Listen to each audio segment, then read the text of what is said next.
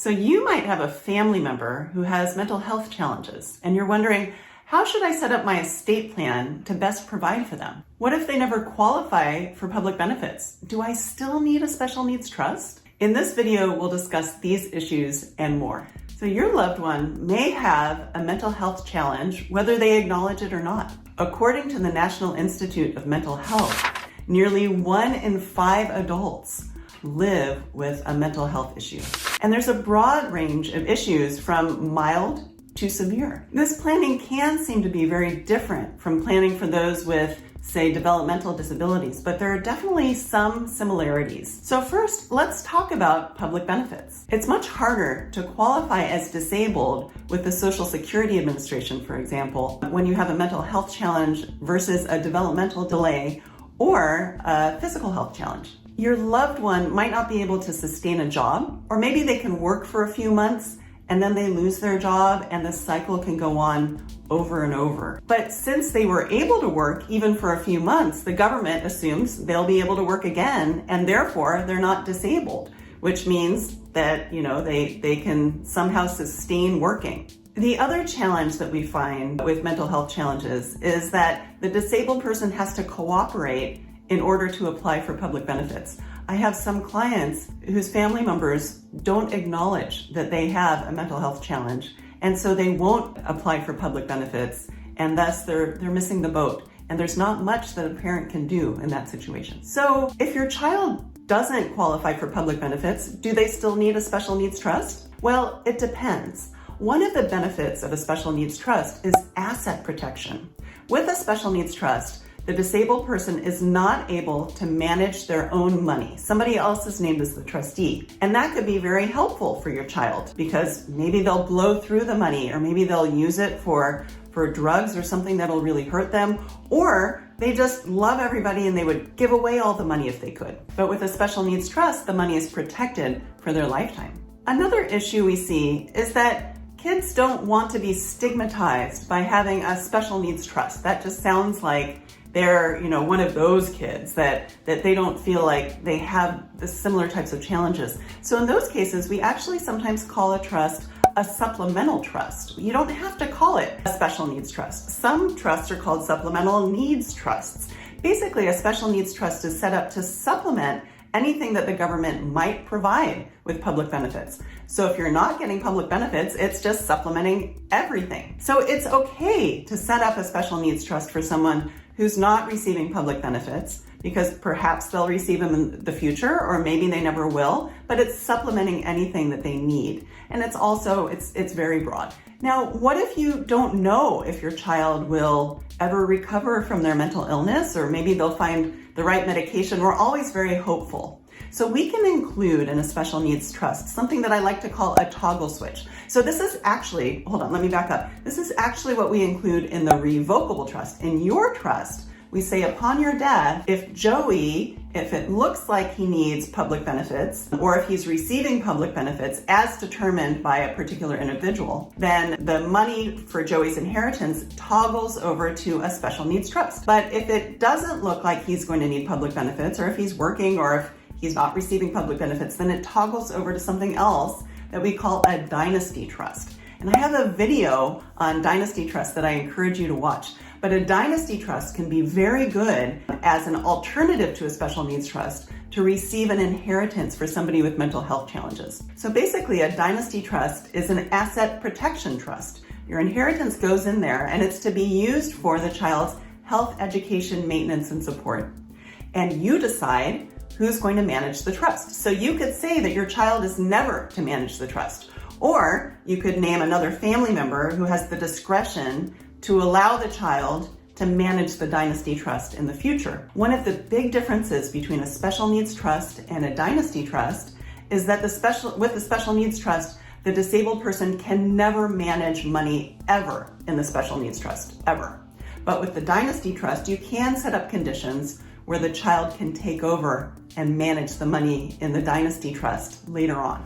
I also like to include in the special needs trust early termination language. So the language says something like, If the child is able to work and support themselves for, say, 5 years and they're receiving health insurance through their job, then a family member has the discretion to terminate that special needs trust early.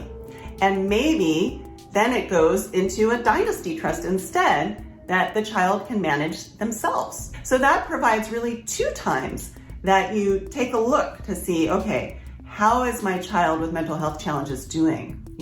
Have they been able to stabilize out? Have they gotten worse? Because we don't know in the future. Your child might be age 16, age 22, age 30, but they have a long life ahead of them, and we just don't know the prognosis. So I like having at least 2 places upon the parent's death, when it first funds into your child's trust, and then later on. At those times, we can have that terminate into a dynasty trust provision. But here's the challenge with that. Once something goes from a special needs trust to a dynasty trust, it's hard to put it back into the special needs trust again. I like to liken it to like a tube of toothpaste. Once the toothpaste comes out of the tube, you can't really stuff it back in. And it's the same thing with a special needs trust. If an inheritance goes into what we call a third-party special needs trust, and then it goes out of that third-party special needs trust, you can't put it to the child or to a trust for the child. You can't just put it back into the third-party special needs trust.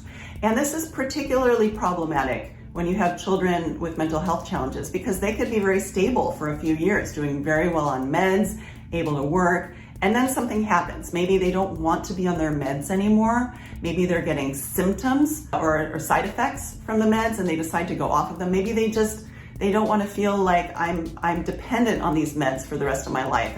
And so many people who have mental health challenges, they really struggle with being reliant on meds in the first place, even though that's what really helps them. So, then they might go off their meds and then crash, and then they need public benefits for a while. So it can be very problematic to distribute out of a special needs trust because you might need it in the future. But please keep in mind that I believe that special needs trusts are not very restrictive. I mean, the main restriction is that your child cannot manage the money themselves. And then the other restriction is if they're receiving public benefits, then it should not be distributing cash outright.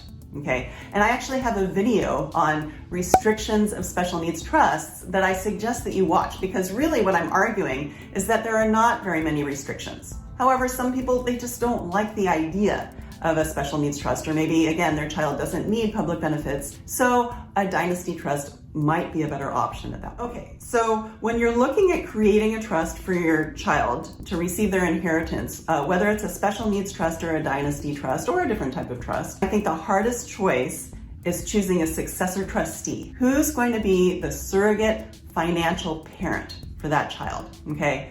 And of course, you've been doing this job if you're the parent for many years, and you know how difficult of a job this is, right? I mean, you're 24/7, you're there for your child, you're trying to convince them to do the right thing, you're looking after them financially. Who's going to take on that role? And usually people will look to a family member or a friend, but I usually discourage this, okay? Because that's a huge role, and your family member or friend is probably trying to live their best life, and they want to be supportive of your child, but not the surrogate financial parent. So that's where I usually suggest naming a private fiduciary or a bank, and some banks act as trustee of special needs trusts. And within those banks, a few of those banks will act as trustee of a special needs trust for someone with mental health challenges. Similarly, with private professional fiduciaries, there's only a few out there who will act as trustee of a trust for somebody with mental health challenges, because that person during a manic period, they could call 10 times a day.